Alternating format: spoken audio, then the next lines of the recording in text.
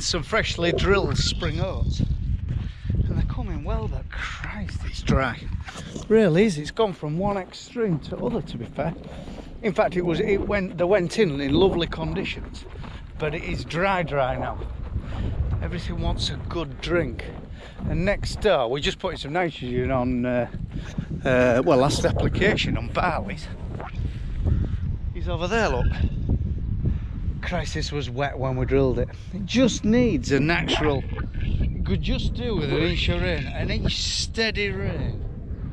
And everything would just fly. There's no grass. Our grazing grasses, we've put Fert on, and there's very, very little grass going with the nights being so cold. Oh God, it's going a bit breezy. But we've just got this one to do and another one to do today, and we're going to hang fire and wait for a bit of moist weather.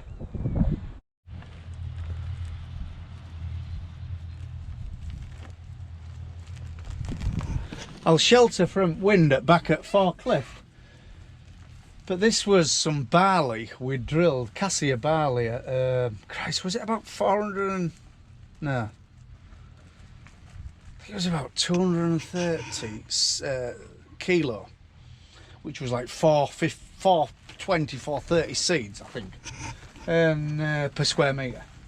And because it was terrible. Well, you can see this headland was a write-off where we'd paddled it turning and one thing and another, and to be fair, you wouldn't have thought it would have grown as good as this watching that KRM put the seed in the ground, because it was a little bit derby. We never got it rolled. In fact, we maybe should have rolled it before we did this operation, but anyway, we never got it rolled, and look at it, it's come perfect. Cassia is a very vigorous variety of winter barley. It just suits our land very, very well. Like over here, we freshly drained this field in oh Christ, about 5 years ago, and just there was a patch in here what never grew nothing. It always got flooded out, and it just pays to drain land. There still is, where Phil is there though, there still is a big wet hole there, but we only drain this half at field because there's a neighbour's water pipe goes across it, and it would have been a nightmare to drain through it, so we decided just to do this half. But yeah, it looks very, very well, but I don't know, just do with, if you could book the weather, 3/4 of an inch rain and some warmer nights, and you'd just watch this growing and race away, wouldn't you?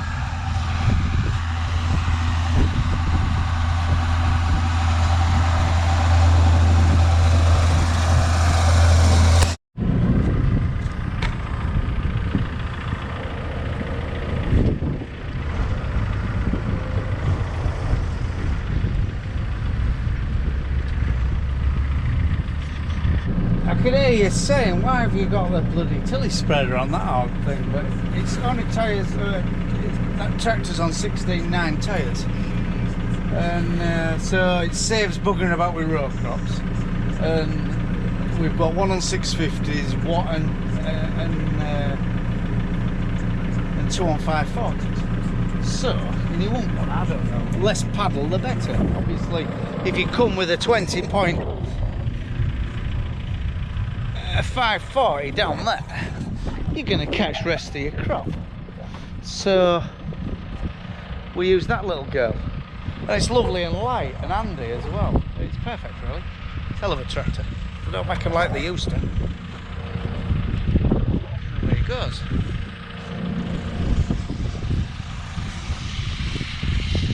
It's very, very clean for blackgrass as well, because it has been quite a blackgrass area, and what we're quite a few crops of spring corn. We've knocked it into touch.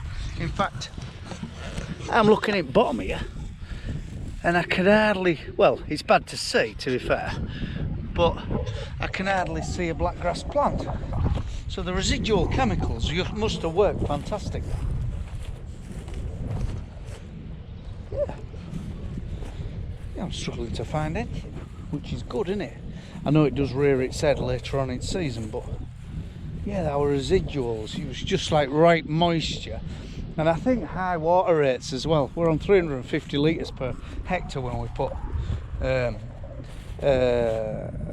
residuals on, fire with a double jet, firing it one way, firing it other, and I think that pays as well. You know, you're getting a maximum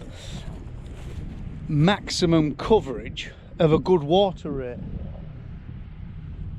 Oh, what a beautiful day. Getting a bit windy for a job though.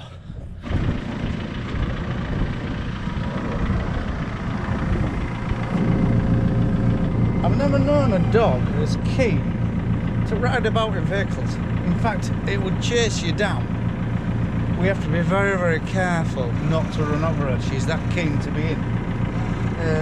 Strange dog, but a very nice dog.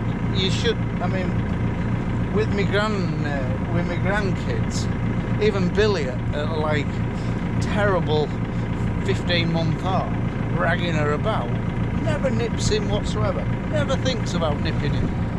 So yeah, they'll like you. Yeah.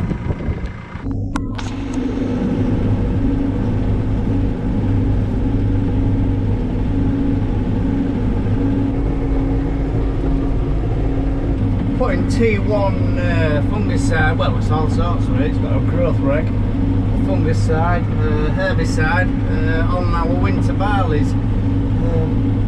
The wind had calmed down, but well, it did, and now it's got back up. But I'm putting quite a water volume on, 220 litres, and I've got the twin jets on. I've started leaving them on, and I've had a look what I've done, and it's really painting it. There is a little bit of drift, but I'm not worried about it.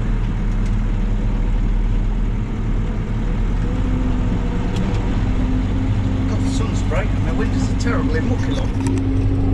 Look at our spring barley coming, but he's had a bloody bung spout, hasn't he? If he hadn't have had that bung spout, it'd look a picture. It really would. But anyway, not to worry, it'll fill in. But yeah, it's coming nice. But Christ, it's bloody drying up. This like hot sun and drying winds. It's just sapping every bit of moisture out of that top couple of inches.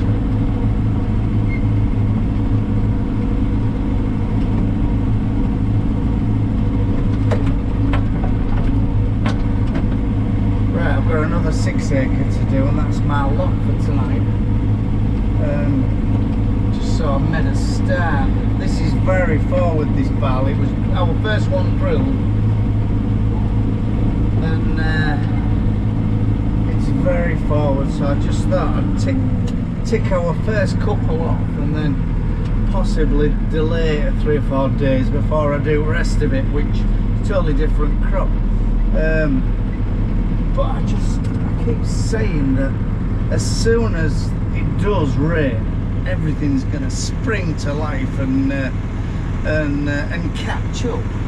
But nights are so cold, this stuff ain't growing.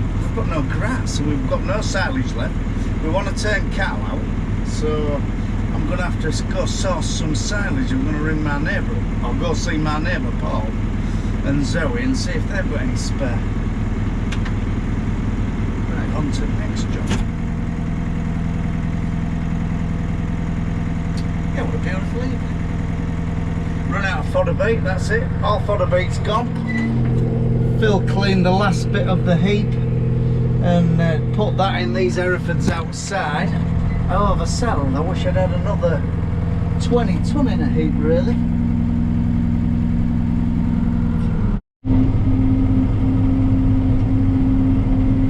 Most of our winter barley looks like this, but we've just got one field of Kingsbarn, the 6-row stuff. What, I don't know whether it's cereal eelworm in a field on some real light land. Where it said it got mucked, and where the muck hills were seems to be alright. There's more nutrients there, and it sort of kept it going. But there's no root system to it. It's just like a stumpy root. All them little fibrous roots have been eaten off. So we're getting more and more cereal eelworm on this farm, and I don't know. Plan is to clear it off at harvest, muck it, slurry it, and put some kind of cover crop, spring grazing crop in, so Herefords can get a bite before they go to grass. Yeah, big problem on our sandy soils, and we don't know how to combat it really. Cereal eelworm. Has anyone else got the answer? Yeah, very, very good crop of TARDIS barley this.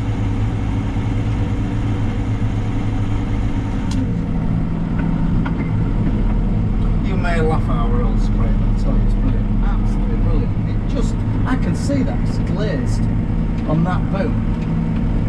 You can see the glisten of the water on the leaf. It's beautiful. It makes hell of a job. And I just don't know. Well, it's prehistoric, but it just does what it says on the tin.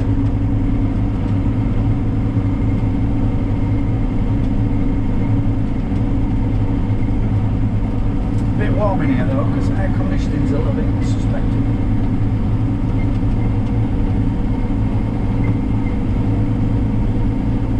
God, if this barley doesn't do 3.5 ton, I will be very, very disappointed. But anything can happen weather-wise. 2020, the COVID year, it became dry now when it never rained till harvest, did it? If you remember. Okay for them sat in their gardens, but no good for us growing cereals and maize and fodder bean. Everything droughted up. In fact, we irrigated a lot of cereals, and I don't think it did a shit of good. You know, it's not like that natural rain.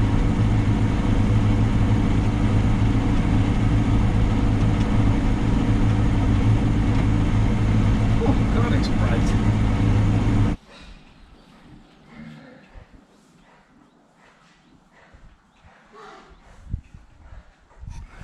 We had a very pleasant surprise on Sunday.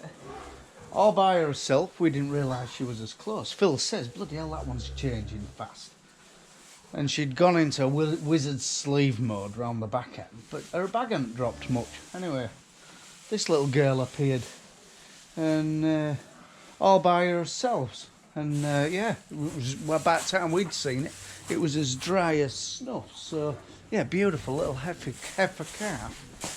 So Phil was right, it was closer than we thought. One of these is altering fast, but well, I'm not saying too much after we'll get Phil to have a look. But one of these is altering fast. It's sort of its bag's dropping fairly quick, but all they're getting is because we haven't. Well, I'm not tempting fate, but we haven't had much bother. Yes, we haven't had to help any or many calve at all this time. Where last year it was a nightmare because we got them too fat, and they're just getting some plain hard hay at the minute, and that's rationed as well. They aren't getting much at all. But yeah, and yes, to the Charolais job. Cool, God, lack of experience. Sort of showed you. Everyone says that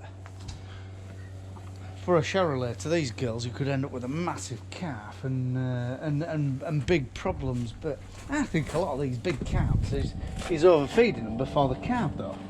But I took that on chin. I'm looking for either another Hereford bull, or I'll buy an Angus bull to go down the Black Baldy route.